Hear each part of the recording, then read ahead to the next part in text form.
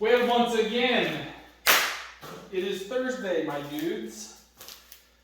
What we're going to be doing today, well, in my day of today, I'm going to put these heads on, get that part all assembled. Now, some people might wonder why you're doing this. Why don't you just put the whole thing together? Well, see this little bugger? Yeah, those are the gaskets. They're what you call massive pain in the rear to get off. So for today, seeing how I know I'm going to Napa tomorrow to pay for some other things that I picked up today for this, I'm going to just try to get this stuff all on to hold in the lifter, so don't care about the lifters coming out when I flip the engine over to get the oil pan off. Then I can speed up that entire process. Then tomorrow, I can mess with that, get the intake on. We'll see how things go. So, with that being said, let's get some head.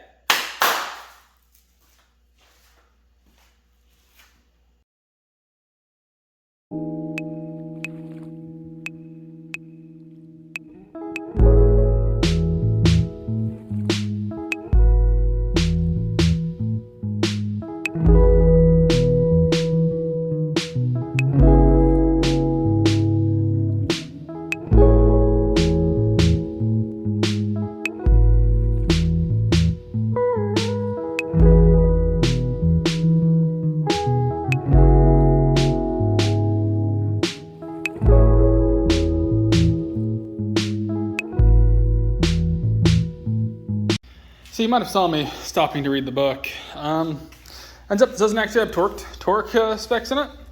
So that's cool. At least I couldn't find them very easily. So I grabbed my phone and went ahead and got the torque specs. Obviously it shows you start from the center. 1, 2, 3, 4, 5, 6, 7, 8, 9, 10. Now one thing I do, and people might disagree on this, is I number these.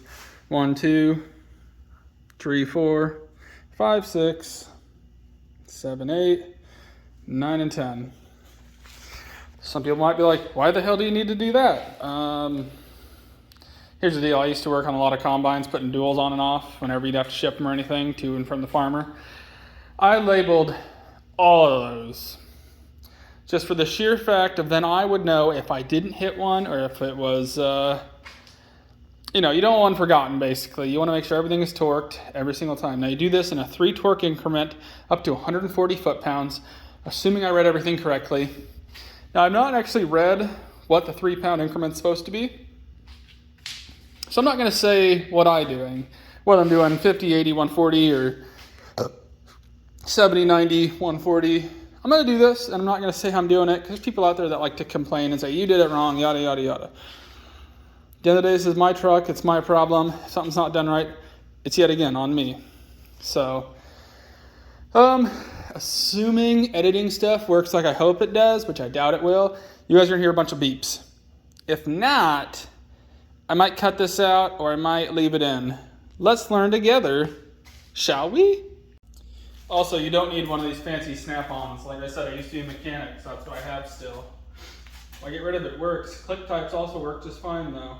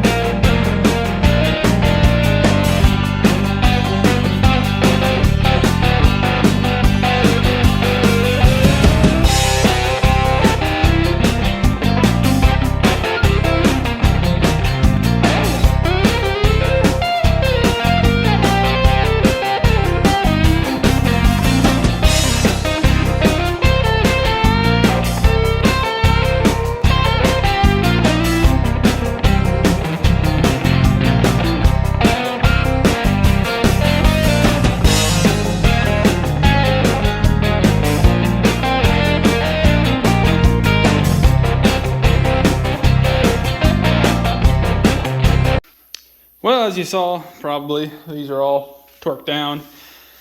Now, one thing I will say, if anyone thinks I used an impact and like snugged these up tight, I didn't. Assuming that I didn't get the, what do you call it, editor to do what I want it to do, you would see when I first start going, I'm spinning those things pretty good with the torque wrench. I just use the impact, turn them down, so I don't have to just sit there and turn my hand for a while. Saves me a little bit of time and energy. Nothing crazy, but yeah. Now I guess I'll go ahead and get all of these guys dropped in and torqued down as well. Then we can roll this old heavy girl over. Expect some oil and some coolant. Trust me, I learned there's still coolant in this block, which surprised me, but there ain't much left, that's for sure. But either way, wanted to clarify on that so people aren't thinking I'm just running those bastards in and then torquing them down, because that's definitely not right. I do things that aren't really 100% correct, but that is a very wrong thing to do. So let's flip this baby over, see what we got.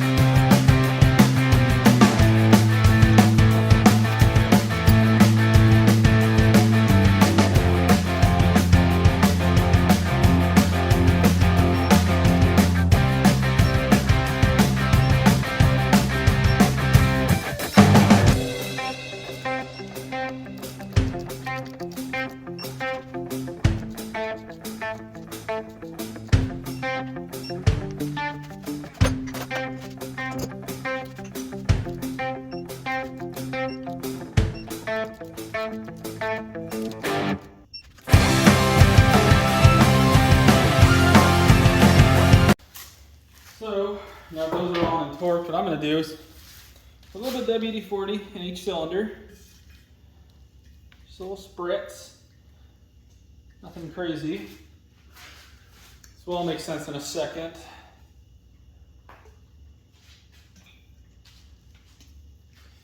And I always get some on the cam.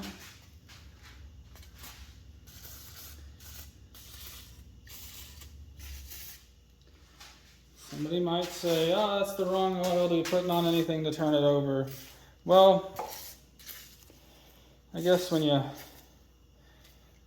work on tractors, they tell you the wrong oil is better than no oil. Now what you do though is you turn her over, make sure nothing's binding. If something is binding, that means you screwed up.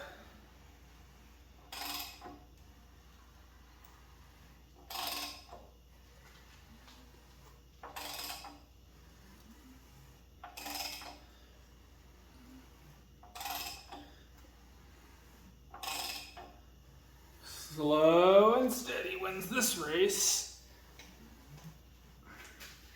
There's 360. And there's 360.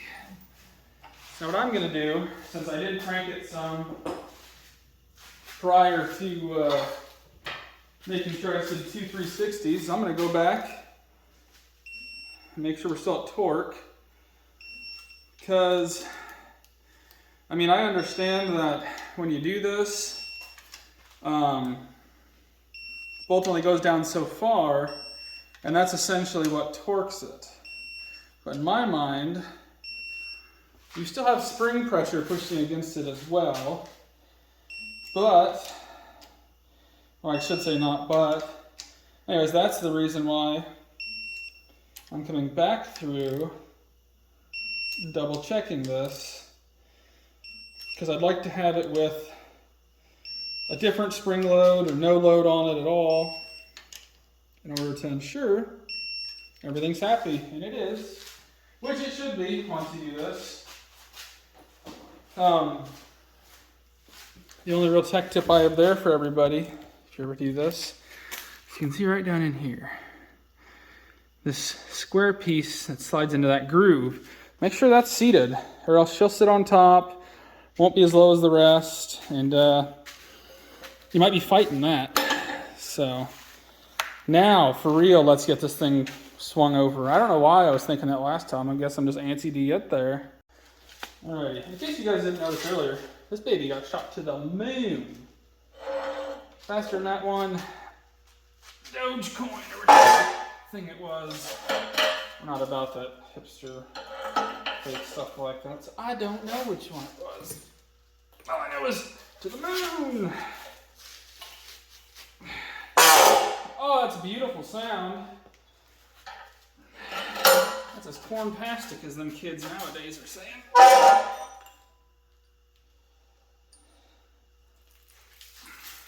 Oh, there's that beautiful water and oil that I was talking about.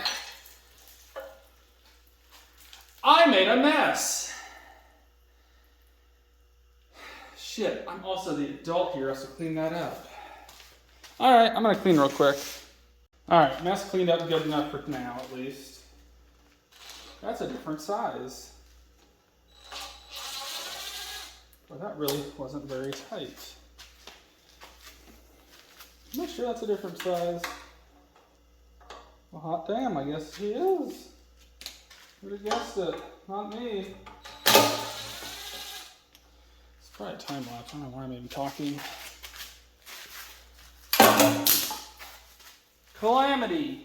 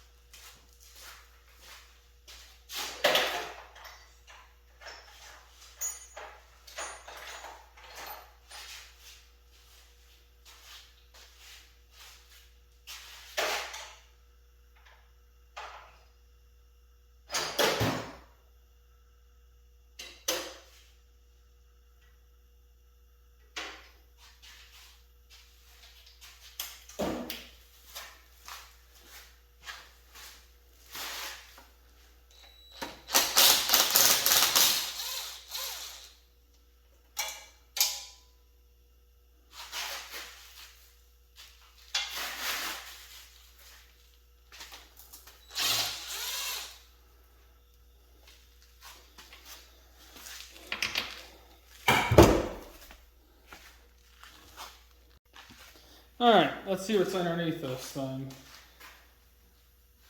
Oh.